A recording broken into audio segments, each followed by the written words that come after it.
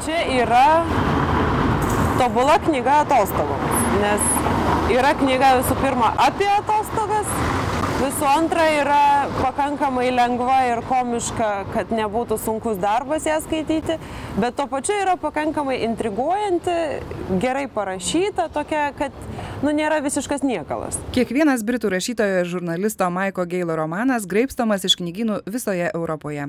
Lietuvos knygų lentynose pasirodė pirmasis autoriaus romanas Trūksta tik tavęs. Pliažo pagrindai sudaužytams širdims. Apie ką ši knyga? Vaikiną, jau tokį, kaip pasakyti, pagyvenusi vaikiną, ten virš 30 metų, reiškia, palieka jo draugę, su kuria jisai pragyveno 10 metų, taip ir nesusitokė, bet jau buvo ten ant ilgo viskas ir jisai visas ten sielvartauja, nežino ką daryti ir jam staiga paskambina jo senas mokslų draugas ir sako, važiuojam atostogų. Ir jie išvažiuoja atostogų 3. Su, reiškia, tokia trijulė, kuri kažkada atostogaudavo dar studijų laikais visiškai jaunatviškai. Ir paskui jie tenai trupučiuką prisimena jaunystę, trupučiuką jam nelabai išeina jaunystę prisiminti. Ir ten žinoma, kad rezgasi intrigos ir meilės dramos ir taip toliau, bet tai va šito aš jau pasakoti nebenoriu, kaip tik, kad malonumą nesugadinčiau. Trūksta tik tavęs romanas apie draugus ir vieną merginą. O gal tiesiog apie nuolatinį vyrų neapsisprendimą ir nežinojimą, ko jiems trūksta? Čia būtų, žinokit vėl, čia būtų per daug paprastas požiūris į Geilą.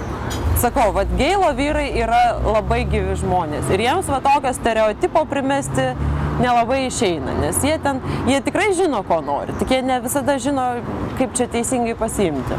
Man atrodo, kad šitas trūkimo objektas knygos eigoje keičiasi. Nes iš pradžių žinoma, kad trūksta tai tik tai tos merginos, kuri ten jį paliko ir gera pusė knygos yra apie begalinį ilgesį ir sielvartą ir taip toliau, bet paskui jau nebetik. Maiko Geilo romanai lengvi, šmaikštūs ir įtraukiantys, tačiau visada iš vyriškos perspektyvos. O kas juos mieliau skaito, vyrai ar moterys? Geilą šiaip jau vadina vyriškos giminės Helen Fielding, reiškia Bridget Jones.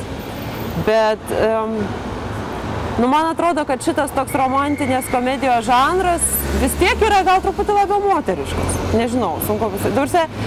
Jinai tikrai yra, visos Geilo knygos, yra visos iš vyriškos perspektyvos ir iš labai geros vyriškos perspektyvos. Ten tie tokie romantinių komedijų stereotipai labai dažnai būna baisiai supaprastinti ir ten tie vyrai vos negyvuliai kažkokie atrodo. Tai Geilo visi vyrai yra, tokie gyvi žmonės, tokie visapusiški. Viena vertus su kažkokiais trūkumais ir kompleksais ir silpnybėm, bet kita vertus ne visiški mėmės ir ne visai sumoteriškėja. Ir tokie, aš taip sakant skaitau ir galvoju, kad aš šitos vyrus norėčiau pažinoti. Man jie simpatiški.